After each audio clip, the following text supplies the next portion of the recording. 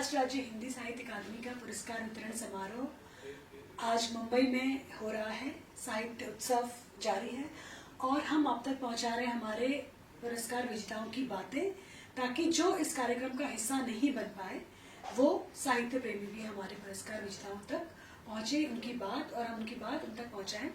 तो इसी कड़ी में रीता कुशवाहा जी मेरे साथ हैं और उनकी किताब हंसता बचपन को पुरस्कृत किया गया है। रीता जी बहुत बहुत नमस्कार। नमस्कार और आपको पुरस्कार पाने के लिए बहुत बहुत शुभकामनाएं, बधाई। धन्यवाद। और आप पद्य लेखन में लगातार, आपकी ये दूसरी किताब है जी जी। और हंसता बचपन, इसमें तो मेरी कविताएं हैं और जो बाल मन को छूती हुई कविताएं हैं कि बच्चे ऐसी कविता, मतलब मैंने कुछ ही कविताएं होंगी जो सिर्फ मनोरंजन के लिए हैं, 2-4 की कविताएं।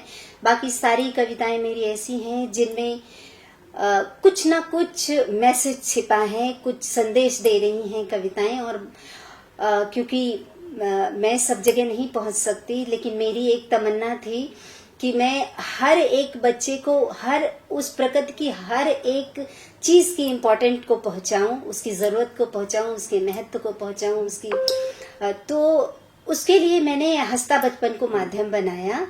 और आज मेरी पुस्तक प्रकाशित होकर पुरस्कृत हो रही है तो मुझे बहुत अच्छा लग रहा है।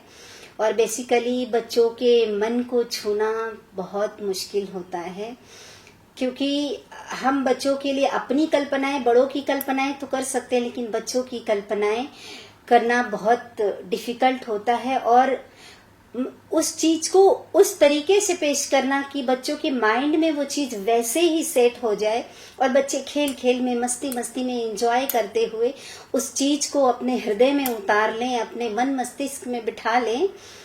तो ये एक मेरा माध्यम, मेरी पुस्तक बनी और ये मेरे लिए बहुत खुशी की बात है कि मैं इसमें सफल हुई।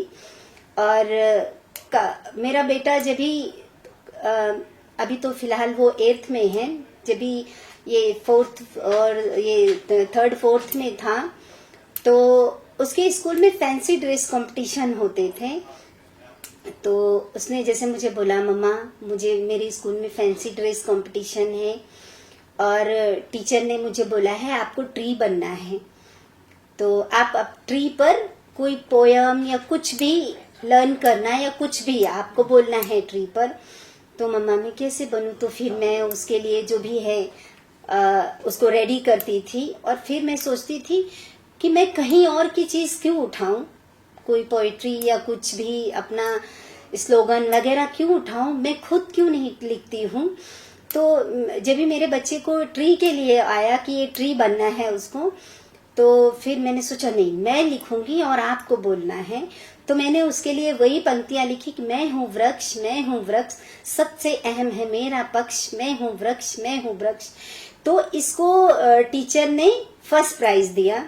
फिर सेकेंड टाइम आया, उसको पेंसिल बनना था फैंसी ड्रेस कंपटीशन में। तो बोला कि मम्मी मुझे पेंसिल टीचर ने बोला है।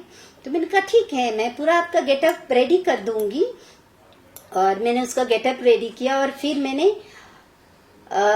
उसको सिखाया कि कविता जैसा नहीं बनाया मैंने उसको, लेकिन कि पेंसिल जो है वो औजार है, हमारा सबसे बड़ा हथियार है। उससे हम बहुत बड़ी कामयाबियां हासिल कर सकते हैं अगर कलम हमारे हाथ में है तो ऐसा। फिर उसको उसमें फर्स्ट प्राइज मिला। तो ऐसा करते करते फिर मेरे जहन में आया कि क्यों ना मैं इन इम्पोर्टेंस को, पेड़ है, पेंसिल है, इन सब चीजों को क्यों ना मैं कविताओं के माध्यम से हर एक बच्चे तक पहुंचाऊं। ये तो मेरे बच्चे ने कुछ पंक्तियां बोली, लेकिन उसकी वृक्षों की इम्पोर्टेंट, पेंसिल, तो ये सब हर एक बच्चे तक पहुंचना चाहिए। तो जहां हम कहते कि हम उपलब्ध नहीं होते हैं, तो एक माध्यम मेरे माइंड में आया कि क्यों ना एक ऐसी पुस्तक बनाई जाए जिससे बच्चे सहजता से उसको सीख भी लें, समझ भी लें और उसको अपने जीवन में उतार भी लें। तो मैंने यही कि बाल कविताएं लिखना है मुझे, तो मैंने मेरी धरती पर मेरी पुस्तक में कविता है। आजकल बच्चे फैमिली से बहुत दूर हो रहे हैं, तो उस पर मेरी कविता है कि जो हमारे बुजुर्गों पर है कि बुजुर्गों के साथ हमें कैसा व्यवहार करना चाहिए, बुजुर्गों की हमारी लाइफ में क्या इम्पोर्टेंट है, उस पर है, पेड़ों पर है, खाने पर है कि खाने को वेस्ट नहीं करना चाहिए, ये कितना इम्पोर्टेंट है। और पेड़ पर है, धरती पर, आकाश पर कि अगर आकाश नहीं होगा तो क्या होगा, कहाँ रहेगा सूरज, कहाँ रहेगा चांद, कैसे पता होगा कि कब दिन होगी कब रात होगी।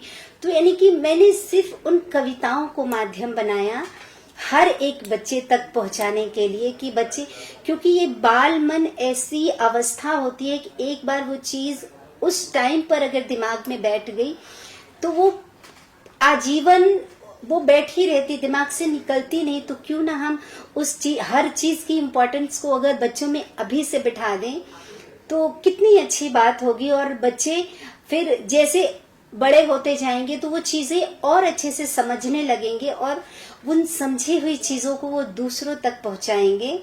तो बस मैम मेरा यही एक प्रयास था। तो लफ्जों का कारवां पहले प्रकाशित हुई कि ये मैम मेरी पहले लफ्जों का कारवां प्रकाशित हुई, क्योंकि वो पहले मैं इसी टाइप का लिखती थी, लेकिन जब मेरा बेटा मुझसे दूर गया तो मैं थोड़ा खाली हुई, क्योंकि वो हॉस्टल में है।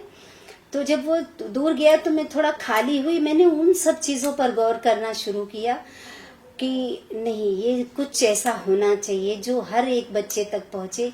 तो मैंने इसके लिए उस किताब को माध्यम बनाया कि हंसता बचपन, बिल्कुल हंसता बचपन, और उसका टाइटल भी इसके लिए मैंने रखा कि हंसता बचपन। और उसकी स्टार्टिंग जब भी मैंने वो उस पुस्तक के ये आरंभ किया तो मेरे मन में बस 2 ही पंक्तियां आई कि ये आसान नहीं है छू पाना बच्चों का कोमल मन, एहसासों से रचा है मैंने यह हंसता बचपन। तो सच में वो मेरे एहसास हैं, मेरी फीलिंग्स हैं। मैंने उन बच्चों की मन को पढ़ा है, कैसे वो जब चांद को देखते हैं तो चंदा मामा कहते हैं, तो चंदा मामा से हमारा रिश्ता कैसे बना, वो कैसे हमारे मामा हुए। तो उन सब चीजों को, जब तारों को देखते हैं, सूरज निकलता है तो सुबह हो गई, तो सुबह, ये सब चीजों को मैंने उस पुस्तक में उतारा है, उन कल्पनाओं को उतारा है। और इस कल्पना में मैं बहुत हद तक सार्थक हुई। एक मेरे फ्रेंड ने बोला, मुझे तो बहुत अच्छा लगा, बोले कि मेरी बेटी जब मैं आता था तो मुझसे फोन मांगती थी, अब जब मैं आता हूँ घर पर ऑफिस से तो कहती है चलो पापा हम लोग वो पोयम पढ़ते हैं। तो बोलते वो खुशी खुशी एक्साइटेड होकर पढ़ती है। तो और वो हर चीज को बोलती है कि पापा पोयम में है ना कि खाना वेस्ट नहीं करना चाहिए, दांतों की सफाई रखनी चाहिए, नहीं दांत बीमार हो जाएंगे, एक बार गए दांत चले जाएंगे वापस नहीं आएंगे। तो ये सब चीजें सुनकर मुझे बहुत अच्छा लगता है कि कहीं ना कहीं मैं सहजता से उस बात को पहुंचा पाई हूँ। और बस मेरा यही एक प्रयास था मैम। एक माँ अपने बच्चे की परवरिश करती है और बाल मन को दुनिया के सामने पहुंचाती है हंसता बचपन के रूप में। रीता कुशवाहा जी, आपकी रचनाएं जितने भोलेपन से पहुंची है बाल मन तक, इसीलिए आपको पुरस्कार मिलता है अकादमी की तरफ से। इस तरह लिखते रहिए और बाल मन तक और सारी चीजें पहुंचाते रहिए। बिल्कुल बिल्कुल। आपसे बात करके बहुत अच्छा लगा। Thank you so much ma'am, thank you.